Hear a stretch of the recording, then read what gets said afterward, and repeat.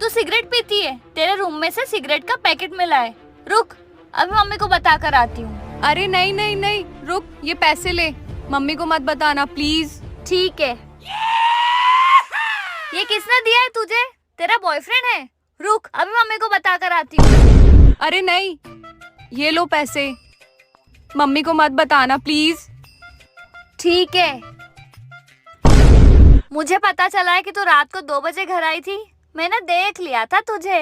रुक, अभी मम्मी को जाकर बताती हूँ। नहीं नहीं, रुक जाओ, ये लो मेरी सारी ज्वेलरी और ये पैसे, प्लीज मम्मी को मत बताना। ठीक है। मम्मी एक बात बतानी है। हाँ बेटा। ये ना घर में से पैसे चुराती है। आपको यकीन ना हो ना तो ये इसका पर्स है, चेक कर लो।